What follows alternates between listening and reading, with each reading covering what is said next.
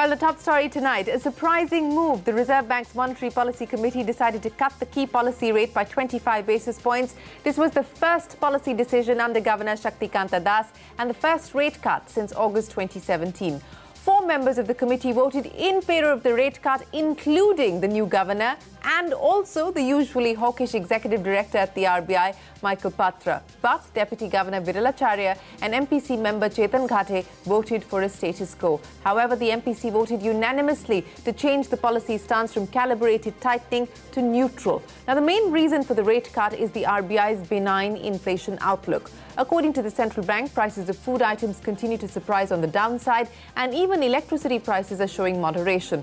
So the inflation forecast for the first half of the upcoming financial year has seen a sharp cut from about 4% levels to just above 3% levels. The RBI expects the economy to grow at 7.4% in FY20. It expects growth to remain just over 7% in the first half and then accelerate to 7.5% by the end of the year. However, the central bank did raise a lot of red flags. The governor pointed to a slowdown in investment demand in the third quarter of this financial year. He also underlined that credit flow is slowing and that there is a moderation of activity even in the services sector. On agriculture, the governor said rabi sowing has been tepid and he expects total farm output to decelerate in FY19. Here are the highlights from the governor's press conference after his monetary policy debut.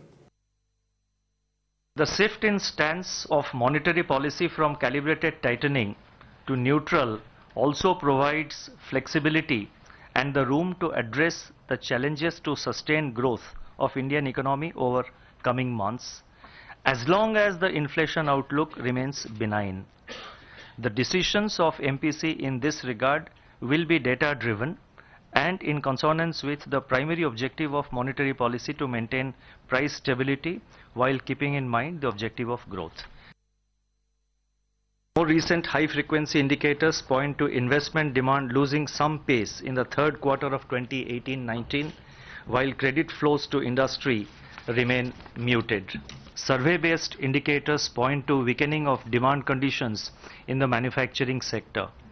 High-frequency indicators of services sector suggest some moderation in the pace of activity. Whatever discussions happened at this press conference in December were more or less viewed by everyone as an effective neutral stance at that point of time. So I think you should just keep that perspective in mind, that we've experienced fairly large shocks on oil and food in a very short amount of time.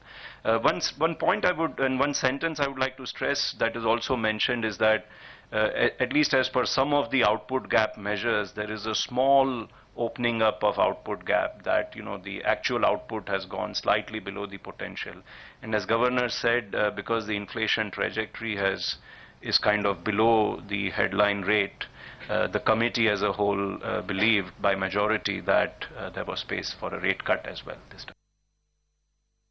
Well, let me now go across to Lata Venkatesh, who spent a large part of a day at the RBI headquarters. Lata, even when the cnbc TV18 Citizens MPC was divided on whether there would be a repo rate cut or not, you were very clear. You batted for a rate cut and you expected the Reserve Bank and the MPC to do so. So 25 basis points it is. What do you make of the policy? Well, the key takeaway from the monetary policy is that the inflation forecast for 2019 has been severely revised lower by 60 to 80 basis points, and we have a new figure for Q3 of calendar 2019, FY20 that is, which is the October, November, December quarter, where the inflation forecast is placed at 3.9%. That's rather low, considering that 3.9 comes over October, November, December of 2018, which was as low as 2.6. Now, over a 2.6 inflation, 3.9 is a little surprising. Also because there is a fiscal and a monetary stimulus that has been given for calendar 2019.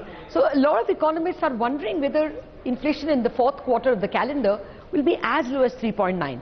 But if the RBI is rebuilt its model, because previous models always estimated the inflation higher than it actually came out, maybe they've changed and that's why they're getting a lower model than what most of the economists on the street are expecting. But if 3.9 is a given, then there is no reason why the repo rate should be at 6 quarter. There should have been a further cut maybe a 50 basis, and therefore almost everyone in the street is expecting another cut of 25 basis, probably as early as April.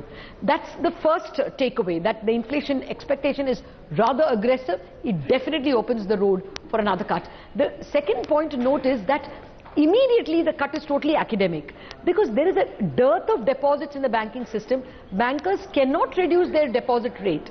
They need to increase it, in fact, to attract more deposits, and the MCLR is very formulaic. If you increase the deposit rate, you have to increase the lending rate. So at the moment, a chance of a cut is completely ruled out as far as the bankers are concerned. On the bond markets, the big problem of yields going down is that there is this aggressive borrow by the government. Borrowing program for the current year itself has been increased, and for the next year it's a very aggressive 7 lakh crore that the central government will borrow and another 5 lakh crore the state government will borrow. So yields, will they come down? At the moment the yields have not come down much, barely 4 basis points today. But chances are, if the next inflation reading is very benign, then the market will definitely expect not 1 but 2 rate cuts, and then it's possible that if you're expecting the repo rate to go down to 5.75 and 5.5, then the bond market might see a lot of buying, and then yields can fall. But at the moment the cut is academic. The yields have not fallen enough because of the borrowing program, and bankers cannot cut rates because they are hungering for deposits. But let's wait and see. If the next eventual inflation numbers turn very benign and more expectations of a rate cut get priced in, then we may see a radically different yield market. All right, Lata, many thanks for joining us with that. Now, the government has welcomed the RBI's policy. Finance Minister Goyal wrote on Twitter, and I quote, RBI's decision to reduce the repo rate by 25 basis points and the change of stance to neutral will give a boost to the economy and lead to affordable credit for small businesses, home buyers, and further boost employment opportunities. End of quote. Economic Affairs Secretary Subhash Chandra Garg has called the policy, and I quote, balanced and pragmatic, and also said that growth and inflation projections are realistic. Now, while the RBI has made it easier for banks to lend to non-bank finance companies, which have been struggling for liquidity since the IL&FS crisis, the rules governing risk weights for bank exposure to NBFCs have been revised. So from now, the risk weight will be linked to ratings, and new rules on harmonizing the different types of NBFCs will be issued by the end of the month. But HDFC Chairman Deepak Parekh does not expect lending rates to fall further. Here's why. Great news for the market. Rate cut is always better. Loans get cheaper, demand for loan increases. The pressure that is there on the financial sector today on some of the NBFCs and gets reduced. In any case, Reserve Bank has been very accommodative in open market operations. The last 4-5 months they have done large 30 to 40,000 per month. So the banking system has adequate liquidity. And with a lower rate cut, it's beneficial to industry, it's beneficial to the financial sector, and it's beneficial to our housing sector. But you know, the lenders that we've been able to speak to so far say there is no reason to bring down deposit rates or lending rates in a hurry yet. The rates were already low. The margins had been really squeezed. And with the with non-performing loans shaping up and coming up, I think banks and NBFCs need to keep a larger margin for protection. So it's not possible for, because of heavy competition, the rates were wafer thin. And these kinds of wafer thin margins are just not viable today because stressed assets come up anytime and you need larger profits to make provisions for. So part of it, the rate may be passed on, part of it is already factored in.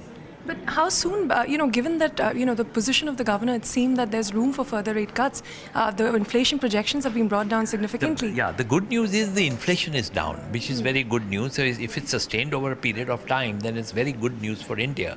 Particularly the inflation in India is always food and fuel. Fuel inflation is beyond our control. But the oil prices come down 30-40% from the 88 and 80 it had reached.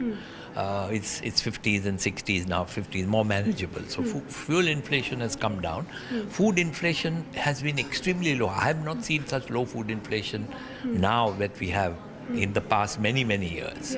So there is cause for optimism. There is cause for the governor to say that there will be the stance is very positive, that further reduction may be possible in future. But do you think all the imminent inflationary risks from the fiscal, slippage that, now for 3 years in the running, we've not been able to meet that glide path of 3%, has that been factored in? Do you think that is a key risk that remains? I'm not that worrisome. I've said that before about 3.3 or 3.4% fiscal deficit. So long as we have growth, we need 7.5% to 8% growth, and we are capable of even increasing that growth.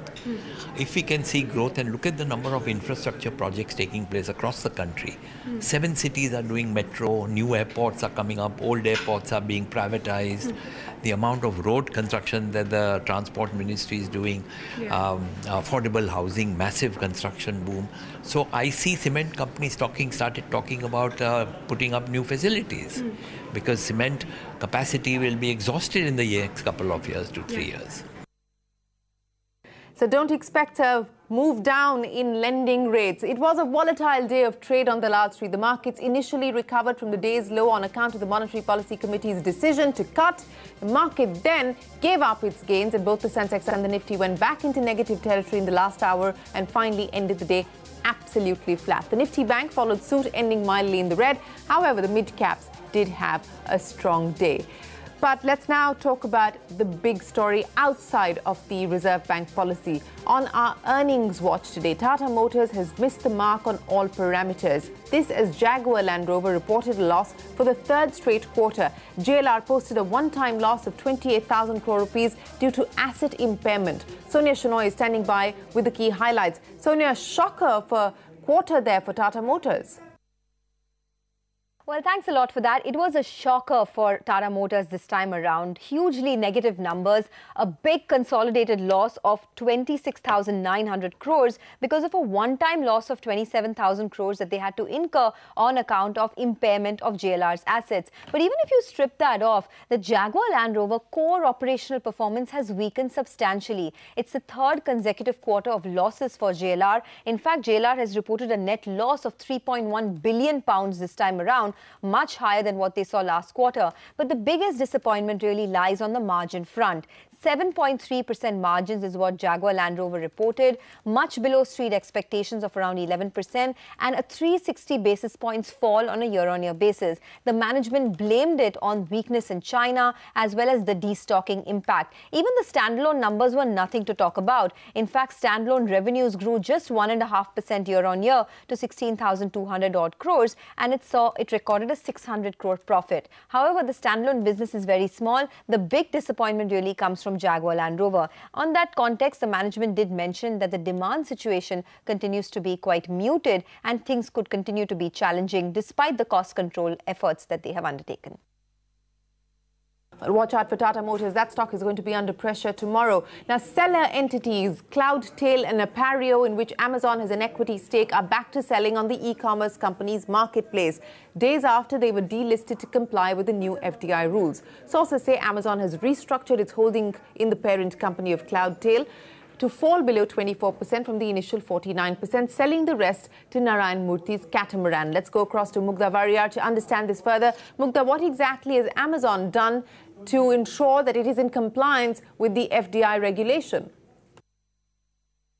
Cloudtail India, which has been among the largest sellers on Amazon, has started selling on the platform once again from Wednesday night. Now remember, Cloudtail had been delisted from Amazon on February 1st in order to comply with the new FDI policy, which states that no entity with equity participation from the e-commerce marketplace or its group companies can sell on the marketplace. Now, Amazon held a 49% stake in Cloudtail's parent company Prion Business in a joint venture with Narayan Murthy's Catamaran Ventures. Now, sources tell us that Amazon has divested some stake and has brought it down to about 24%, the rest being taken by Catamaran.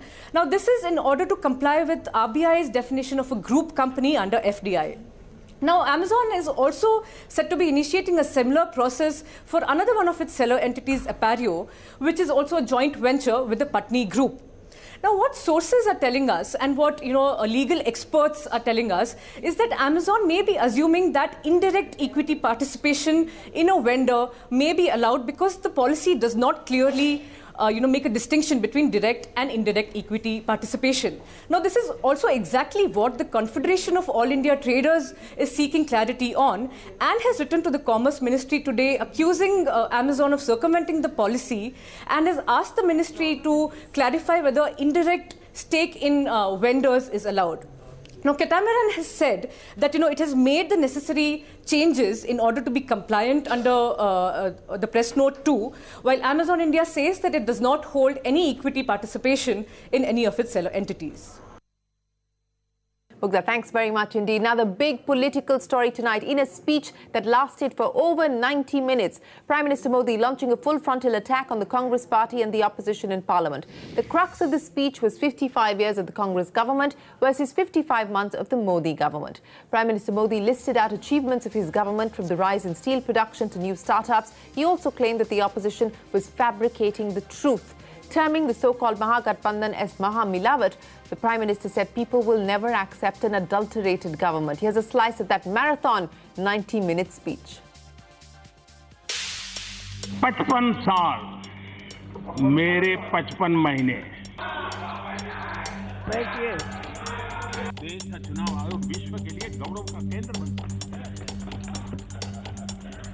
है। BC की व्याख्या उनकी है before Congress, मतलब कि कांग्रेस के पहले कुछ नहीं था इस देश में, सब तबाह था, गर्त में था। और एडी का मतलब है आफ्टर डायनेस्टी।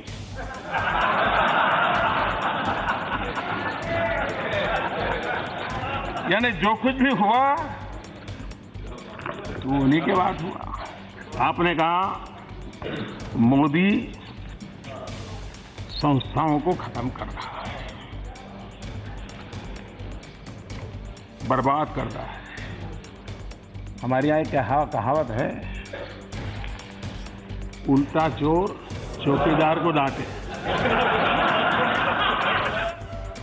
2014 में 30 साल के बाद देश की जनता ने पूर्ण बहुमत वाली सरकार चुनी है, और देश अनुभव करता है जब मिलावटी सरकार होती है तब क्या हाल होता है, और अब तो महामिलावट आने वाला है। किसानों के लिए इस बार बजट में 6,000 रुपये वार्षिक रूप से देने का तय किया है। ये निर्णय आने वाले दुर्गम परिणाम करने वाला है। 12 करोड़ किसान इसके लाभार्थी बनेंगे। आपकी अब तक की योजनाएं 1 करोड़, 1.5 करोड़, 2 करोड़ किसानों तक सीमित थे, ऊपरी सतह के लोगों के लिए थे। 1 एकड़ भूमि वाला, 2 एकड़ वाले भूमि वाले किसान तक कभी पहुंचे नहीं थे। ये एक योजना ऐसी है कि जो 1 करोड़, 2 एकड़ छोटे किसान पर, और इस देश के 85% किसान ये हैं, इनको ये लाभ मिलने वाला है। जहां तक काले धन का सवाल है, भ्रष्टाचार का सवाल है, हम आज ही प्रतिबद्ध हैं, 0 टॉलरेंस के साथ। The Prime Minister has helped steal 30,000 crores from the defense forces. He has handed that money to Anil Ambani. And he has done it personally. Please keep what I am saying in mind. The Prime Minister has helped steal 30,000 crores from the defense forces, and he has done it personally. Okay? Remember what I said. Well, the big newsmaker tonight, renowned American economist Kenneth Rogoff, is deeply worried about the slowdown in China. He was the special guest at cnbc TV 18's India Risk Management Awards held in Mumbai. Speaking with Lata, Rogoff raised the red flag and also warned about the rise of populist nationalism around the world. Take a look. Oh, I think the United States is doing really well. I mean, the United States is booming. Productivity, I think, will pick up. Investment's not as good as we'd like to see, but people are just pouring into the jobs market. The unemployment rate's actually not been falling. It's been rising because so many people who were sort of pulled out of the job market, they thought it was hopeless. But if you look at the world, as I said, China really does seem to be slowing down more than the official number. The official numbers, it was 6.5 instead of 6.6. You've got to be kidding. That's statistical error. No, it probably slowed down a lot. I think in Europe, that's what Germany's feeling. That's what a lot of Asia's feeling. So looking more broadly globally, that's much slower. And the whole world affects interest rates. It's not just the United States. No, so is it more likely that the risks to the global financial system and the global economy could stem more from China, and China slowing down much more rapidly than what we are accounting for? Well, I mean, I think that's the thing we see, and I would say it's more acute than the conventional wisdom. When I talk to people at the World Economic Forum, they say, oh, the Chinese will just do stimulus, it's no problem, they're just being a little careful. Already done some. They've already done some, but it hasn't been as effective as it was in the past, because a big part of their stimulus was through construction. A big part of construction was housing, and it's starting to reach the end of the line. When you're a poor country, it's still very poor compared to Europe, and they have the same housing per capita, the same square meters, a huge amount of employment. It's very delicate, and there's really some downward pressure on housing prices. Now, they can do things to push it up, but that could make it just worse later. In the United States as well, the Federal Reserve has kind of pulled back in terms of interest rate hikes, and now is looking in terms of a slowdown.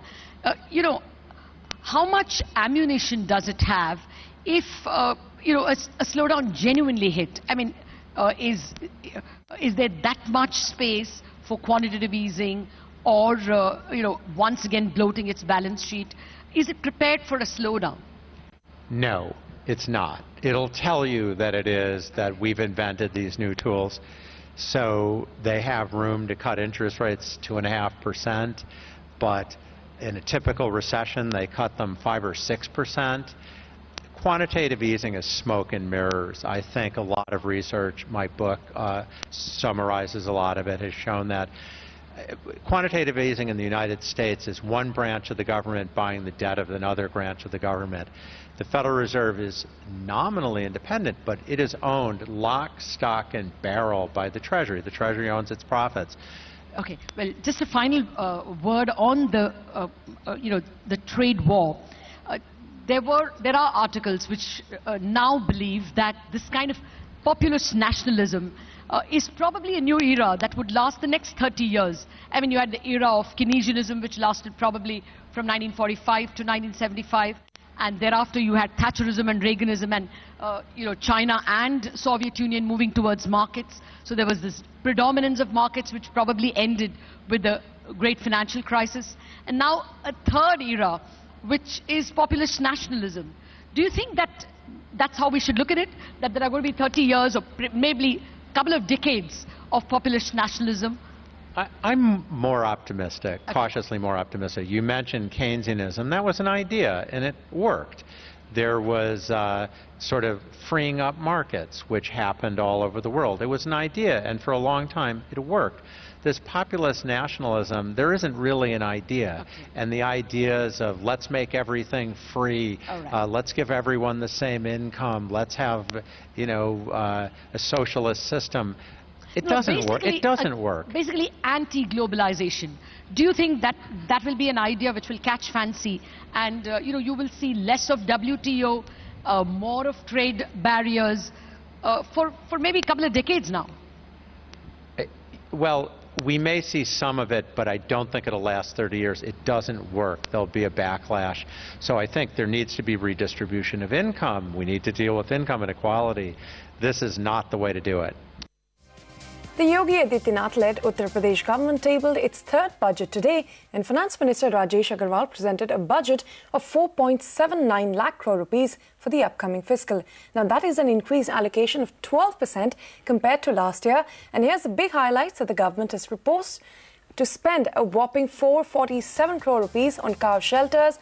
Moreover, an earmarked amount of 165 crore rupees collected in the form of special cess on the sale of alcohol will be allocated towards maintenance and construction of cow shelters. Further, Uttar Pradesh government has also allocated 1,200 crore rupees for raising the health and educational standards of women. Close to 1,300 crore rupees has also been allocated for the Ayushman Bharat scheme, commonly known as Modi Care.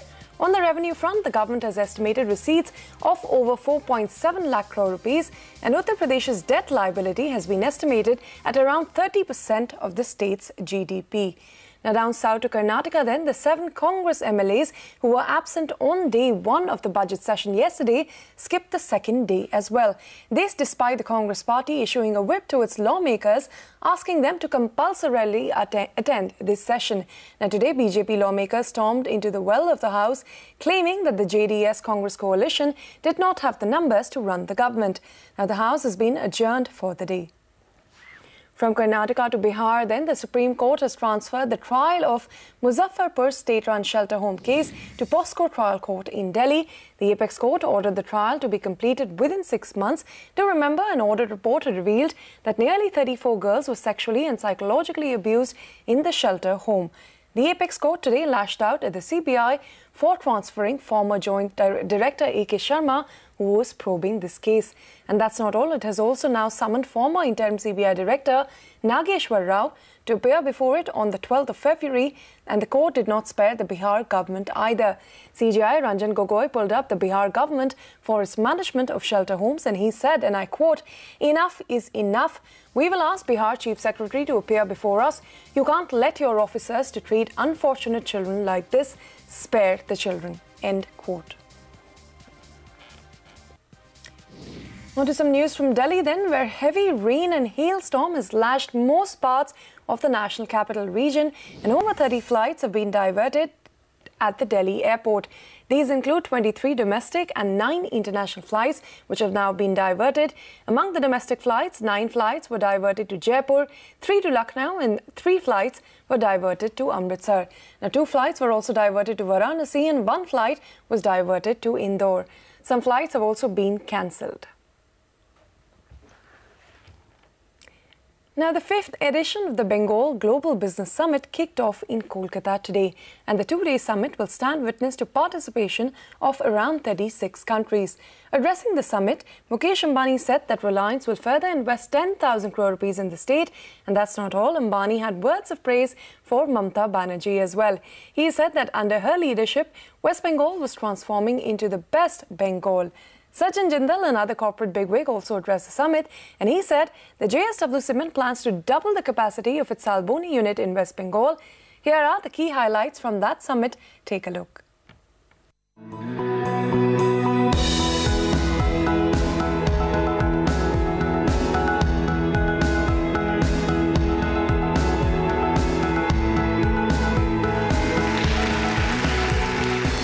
Bengal means business. And perception of Bengal is now changed.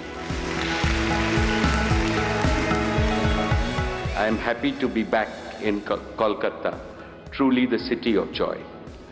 It is now also the city of hope. Both Bengal and its capital are not just leapfrogging, they are pole vaulting to new heights of progress. Didi, I had mentioned in my speech at this summit last year that under your leadership, West Bengal is becoming Best Bengal. Today, our investments stand at 28,000 crores in West Bengal alone. This accounts for about 1/10 of our total investment in India so far. Jio has thus become the largest investor in the digital space in the state. Now, we have firmed up our plan for a further investment of over 10,000 crores. The cement plant that we built is, we built it the fastest. We were building 3 plants in 3 different states, and West Bengal happened to be the fastest project that we built, 2.4 million ton cement plant. And enthused by that, we are now doubling the capacity of the cement plant from 2.4 to 4.8 million tons. Well, the Prime Minister in his address to Parliament also talking about the major announcement that was made in the budget, the income support scheme for small land holdings. Today, the government has revealed crucial numbers and set March 31st as the date when the first tranche of 2,000 rupees will hit bank accounts. The centre has revealed it has details of over 8 crore farmers who are likely beneficiaries. However, the mobile and Aadhaar data is available only for 2 crore farmers. With the government targeting 12 crore households, this amounts to just over 10% of the total beneficiaries. State governments have been asked to upload data by beneficiaries on by the 26th of February. So states and the centre have their task cut out.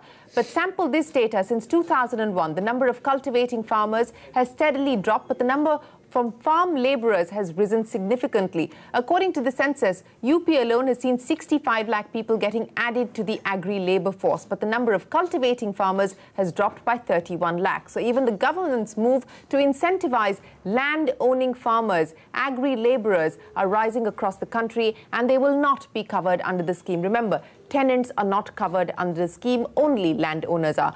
With us still, Gopal Krishna Agrawal of the BJP, Gaurav Vallabh of the Congress, Kiran Vissa of the Farmers Organisation, and former Agriculture Secretary Siraj Hussain.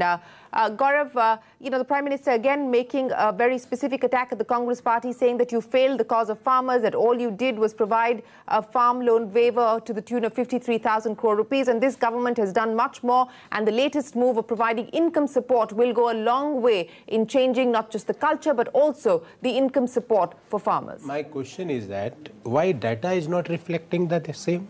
In last 4 years, the agriculture growth rate is around 2%.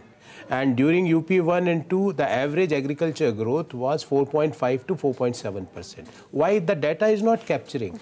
You are neither disclosing the data, because before going to break, what Gopalji was telling, that FDI data hidden, NCRB data hidden, job data FDI hidden. data is not hidden. No, FDI inflow data is not out for last 7 months. It is out. No. It is out. No, it is out. FDI data is out. It was old data. No. FDI data is out. FDI data is out. NCRB data has been discontinued. There you're correct. But FDI data is out. Employment data is... That's a second thing. Please, I want to know from Prime Minister, sir, that, sir, there is a difference between job creation and formalization of job. Yes. What he is telling in Parliament and misleading the Parliament, that we had created these number of jobs. You had not created these number of jobs, you had formalized these number of jobs. I was talking... Second, agriculture. Yeah. I am asking, first is the data, why data is not reflecting. Second thing, Shreen, if a person is in distress, are you going to provide 16.5 rupees per day to him, or you are going to do something substantial to him? If you look at the revised GDP data that was put out by the government, then even agriculture has seen an uptick. But let me go across to Siraj Hussain as well as Kiran Vissa. Siraj Hussain, you've seen the data that the government has. We are also given to understand that there is confusion on whether Aadhaar at all will be used. I'll come to you, sir. I'll come to you. Mr. Hussain, March 31st is the timeline that the government has put in place for the first tranche to hit bank accounts. States have been asked to upload beneficiary information by the 26th of February. What do you see as the challenges? See, this direct income support to farmers is a great idea. We have been writing about it. It is preferred to other modes of helping farmers like loan waivers. However, the time to implement this great idea is too short. Telangana took about 9 months in a campaign mode to clean up the data. Now, even in the most advanced state, that is Karnataka, where the computerization of land records has been going on for over about 2 decades, the land records are not in perfect shape. Yeah. And even today, it is not known whether a person is holding land in more than one place. Is that in a hurry to transfer the money before the elections, before 31st March, a lot of mistakes may be committed and a lot of undeserving people may get the benefit. Okay, Kiran Vissa, is that the concern as well, that as this is now a race against a date, and the date is the 31st of March for the money to hit the bank accounts, but the date of 26th February is the deadline for states to upload information about beneficiaries. What's the sense and the ground reports that you're getting on the ability to be able to comply with that? That's right. See, that is going to be a big problem. So I think the question before the government is, do you want to somehow or the other transfer 2,000 rupees, do you want to somehow or the other transfer 2,000 rupees to several crore families? It doesn't matter who is deserving, who is not deserving. Then that will be simply seen as an election scheme. However, if it is a scheme that is to address the real farmers' distress, then leaving out the small marginal farmers, the tenant farmers and the agricultural workers means that the most distressed sections are already left out. And secondly, if we want to really get authentic data from the from the states, it is going to take a much longer time, because I've been talking to some of the state officials also. In certain states like Andhra Pradesh, Karnataka, Telangana and so on, I think the data would be more quickly available. But most of the states where the digitization of land records has not happened, the Aadhaar seeding has not happened, the bank account information linkage and all that has not happened, it will be a huge challenge to get the data to them by 25th February. So the question then is, what other database will they actually use if they have only 2.3 crore numbers? So I think that's a big question. Kiran and Mr. Hussain, before I get Gopal to comment on that, we all know that states like Andhra Pradesh, Telangana, Karnataka, etc., specifically AP and Telangana, where land records have been digitized. Yeah, just one second. Will probably be better placed to provide that information. Which states do you believe will be the most vulnerable in being able to provide the beneficiary information? Kiran, and then I'll get Mr. Hussain to comment. See, as far as I know, in terms of digitization of land records, even Odisha is quite behind. But because of the Kalia scheme, they've actually been able to, put in effort to actually get all the information together with the Aadhaar seeding and so on. But I believe that Uttar Pradesh, Bihar, Madhya Pradesh, a lot of the North Indian states, are going to be much behind in terms of the being able to provide that kind of digital land records as well as a linkage to Aadhaar and so on. Like Mr. Siraj Hussain said, even in Telangana, after 9 months of exercise, still there were actually shortcomings in the land records of at least 20% of the cases. So there was a big discontent at the ground level for those 20% of people who actually did not get the kind of support that they would otherwise deserve to get because of the shortcomings in the land records. In this case, I think the discontent is going to be much larger. Mr. Hussain, which states do you believe will be able to comply? Which states do you believe may miss the timeline and hence not benefit? I think UP and Bihar will find it very challenging, because the average land holding size in UP is just about 0.8 hectares. In Bihar, it is 0.5 hectares. And in any case, having the data of land holdings is not sufficient. You have to connect it to the bank account number. I'm a small farmer, for example. I hold land in Rampur district of UP. I do not know how the Lekpal of my village is going to, how is he going to contact me, how is he going to connect my bank account to my land record. So in all fairness, we should assume that in a hurry to transfer the money, the government will come up with various other options like crop insurance database or KCC database and transfer the money, as Odisha is doing. In Odisha also, the land records have not been digitized and corrected, and the money is being transferred. So it will be a shortcut, not a very good option. Okay. Gopal, final say, you've taken the shortcut. How will you ensure that the right people get this first tranche by the 31st of March? Shireen, data is always a challenge in India, but we want to say that we had been pushing for digitization of land record in the state level from the Niti Aayog, but where need is in itself can pull people to work on that. I think when there is a deadline, people will themselves work on it. We have been working on a skill and speed. That is the way PM Modi has been working. There has to be a skill and speed, and which we have been meeting our targets. Second thing I would like to say is there has been talk about data.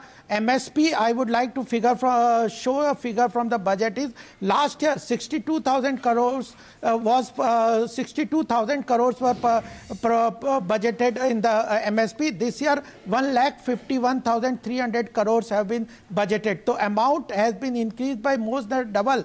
This will help in the farmers. Then in loan waiver it was 52,000 crore in 10 years time, one time. It is now under PM Kisan Yojana, it is 75,000 every 75,000 crores every year. So there is a marked difference in way we are doing it. Agriculture sector will be definitely benefited, and even the pension scheme will also benefit the landless laborer and unorganized sector in the agriculture sector. So budget is a allocation of resources which are available. Which are the sectors most needed? That is being allocated, and there is a transparency. I wasn't talking about the allocation. I was talking about implementation. No, I'm talking about the delivery. This is a difficult thing. Your government is doing that as well. Your government is doing that as well. We will push people to do it. Off budget accounting. Your government is guilty. The UPA was guilty as well. Which is the off-budget? Both governments are guilty of off-budget accounting. But unfortunately, we're completely out of time. Please check the FCI account. Please check the FCI account. We need to take a break.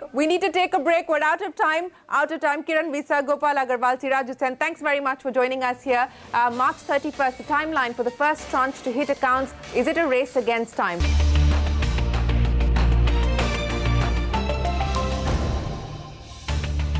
Welcome back. Now here's a quick look at some of the other headlines that we're tracking for you today. Now, while passenger vehicles have seen growth starting the end of December, sales for two-wheelers and commercial vehicles continue to stutter. According to the Federation of Automobile Dealers Association, high inventory levels are taking a toll on two-wheelers. Now here's the latest in the ILNFS resolution case. 2 days after proposing a plan to the National Company Law Appellate Tribunal, CNBC TV 18 learns that the ILNFS board has split assets into 3 categories according to their ability to meet payment obligations. Now, out of the total debt of 90,000 crore rupees, assets worth about 45,000 crore rupees, or half of the debt, has been put into the red category. Remember, assets in the red bucket are those that will not be able to pay even the senior secured debt. The latest on the Brexit deadlock, then, the European Union has ruled out any kind of changes that the UK Prime Minister May wanted to see to the current withdrawal agreement. Now, Theresa May met the European Commission President in Brussels today, and they will be meeting again this month to discuss the possible changes to the future relationship between the EU and the UK. India has jumped 8 places on the US Chamber of Commerce's annual International Intellectual Property Index report. Now, this report analyzes the IP climate in 50 world economies based on 45 indicators critical to innovation-led economy. India currently ranks at 36. So what exactly worked in India's favor? We spoke to Patrick Kilbride, the Senior Vice President of Global Innovation Policy Center at the US Chamber of Commerce, and this is what he had to say. The things that have happened in India that are positioning the country to take advantage of a global knowledge economy and to be a real leader in the innovative and creative sector. So as you mentioned, we've seen new commitments to participating in international treaties, such as the WIPO Internet Treaty, that allows Indian artists and creators to take advantage of the e-commerce space without being subject to rampant piracy. It has implemented government-wide intellectual property enforcement efforts. And these are all part of a growing, I think, political will to put India at the forefront of the knowledge economy that was reflected in the 2016 National IPR policy. And it took a couple of years, but now we're seeing real traction and momentum.